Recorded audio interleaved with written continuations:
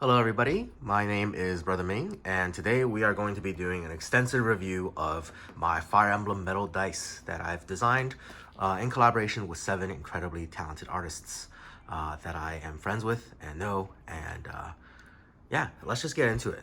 These dice are currently on Kickstarter right now, so I just wanted to show you up close in a long form video, kind of rant through how they're made and what's so amazing about them and why they're pretty expensive to make compared to traditional plastic dice or even traditional metal dice. So first things first that you'll notice when you get this dice is just how heavy it weighs. These dice are, sorry about all the cat hair and the cats. I am just some guy living in an apartment with 2 cats, so there's gonna be a lot of cat hair everywhere.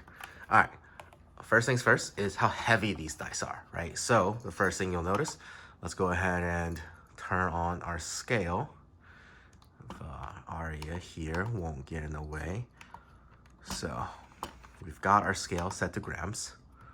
Zeroed out. Oh, she's biting camera. Okay. All right, so first things first, these dice are very vibrant, and unlike traditional art design dice, these are resin poured. So think of your traditional enamel pin, metal backed enamel pin. The dice themselves are molded with brass in a CNC cut mold. So it's injected molded with brass, so it's metal, it's quite heavy, and then it's dipped in acrylic paint and then finally filled with enamel, allowing us to have very detailed designs, as you can see, and they're very vibrant. So the enamel colors are Pantone colors, so they can look very, very nice. So first things first is how heavy they are. So let's look at that. So it's 6 grams. So in comparison, here we have a standard plastic D20 is 5 grams, whereas this thing is 61 grams. So what this means is this metal dice is about 12 times or 10 times as heavy as a traditional D20. So that's definitely the first thing you're gonna notice. Like, these things are very heavy. Of course, they are fully made of metal, but here I also have a traditional metal dice, which you would normally find most D&D players use. These, however, are only 30 grams, and that's because these are made with zinc alloy, and alloys tend to be lighter. This, however, is brass, so it's a lot more dense. It's also way more durable. And so let's try rolling them. So when you roll these metal dice, in general, I would say you should always roll dice on a non-hard surface so you don't damage them. But with these metal dice in particular, you definitely don't want to roll them on a flat surface because the metal on them can chip if you hit them hard enough. But just so you can tell that they are, right? This is plastic. This is metal. It's like way heavier, way louder. It's glass. Let's not do that. Anyways, so you can feel just how much nicer they are to roll because they are quite heavy. Also, they're a little bit bigger than traditional D20s. Most dice are 20 millimeters wide.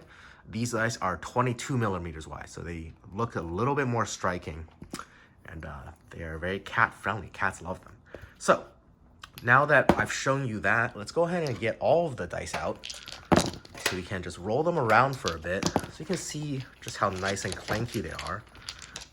Cat, get out of the way. All right, so let's just go over each design one by one. First, we have the Blue Lions. This is going to be the only dice sample that might have some slight damage because I got this sample first. I had these made, so you can see that chip. I've been playing around with them for quite a bit, and I don't have any new samples of these that I didn't mess around with, unfortunately. So this is the Blue Lion. You can see the enamel filling. A couple of these colors are going to change for the final production. I'm going to increase the brightness of the face of the lion here on this one, but in this one, I think everything else will stay the same. Oh God, she's biting the camera again. Yeah, the faces are all super duper cute, and the stars obviously represent the number on each side. All right, then let's move on to the golden deer. This one's mold had to be recreated the most number of times because we wanted to get the design down perfect. Claude here is on 2. This one is really cool because all the sides have a different pip design. as you can see here. And the designs look really nice in enamel. So it is the same quality as you get on a regular enamel pin, except essentially 4 enamel pins in one. Let's go with the red or black eagles here. So we have their logo. On this one, I'm gonna be changing, I'm running low on battery. The skin tone on her a little bit. Because we ended up using the same color as Ferdinand's hair color, but I'm gonna change that to more of a natural brown color. Oh god, Arya, don't stop knocking things over. And Edelgard, of course. I love this one because the pip designs are embedded into their collar, which is really cool. All right, next on the 4 houses, we have Ashen Wolves. So the Ashen Wolves, the house logo or the game logo is always going to be the one side. This one actually has a 1-star pip. We have our 4 Ashen Wolves on each of these sides. You can see just how intricate you can get with enamel designs that you could not get with traditional dice printing techniques.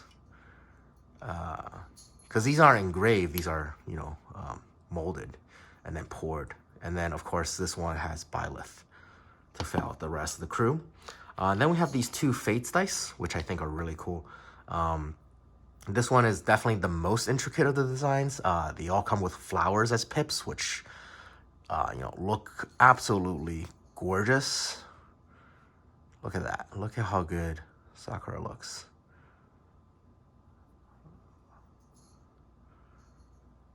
And of course, our lobster man, Ryoma.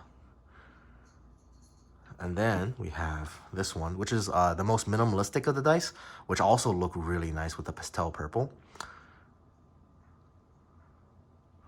And the highlight in the eye looks really nice. Xander here. And of course, lastly, we have the Awakening dice. Awakening here, we have the 2 Robins looking inward on Chrom. On the back is Lucina being turned away from the 2 Robins as she comes in from the future. And on the bottom one, for 6, we had to use Grima because the 6 eyes was just perfect for that. Yeah, all right, so that's basically our in-depth, oh no, not the camera, in-depth review. It's a little bit rambly, a little longer, just so you can get a good sense of exactly how high quality these dice are. Again, when you get these, do not roll them on hard surfaces. Stick with a very heavily padded dice tray like this. There are cheaper dice trays out there. For example, these foldable dice trays, which tend to be very cheap and accessible, and everybody should have these. I use them from Token as well, but I don't recommend using these if you have them on a hard surface like this, because it will clank, and if it clanks on that hard surface beneath, it can leave marks on that dice tray. You can see here. So if you do have these, which usually comes in packs of 6 anyways, easiest fix is just to double it up. Now all of a sudden there's padding and you can go as hard as you want and it won't be an issue. Yeah, so I hope that was informative, let you know exactly what these dice are going to be like. And yeah, I think they look great. I don't, as far as I know, me and Amanda Lapalme are the only 2 people who have made metal dice with enamel face designs. Because they are pretty expensive to produce. That's why we're going to Kickstarter with this one. But the bulk of the costs have already been paid. I've paid all the artists. I pay for the molds. So as soon as the Kickstarter is successful, and hopefully we are successful, I can just get these ordered and we will have them produced and shipped right away. All right, thank you so much for watching. Sorry about rambling, and let's say goodbye. Arya, say hi to the camera. Arya, yeah? Yeah? All right, thank you guys. I hope you guys enjoyed the video, and I hope you guys consider backing my Fire Emblem dice Kickstarter.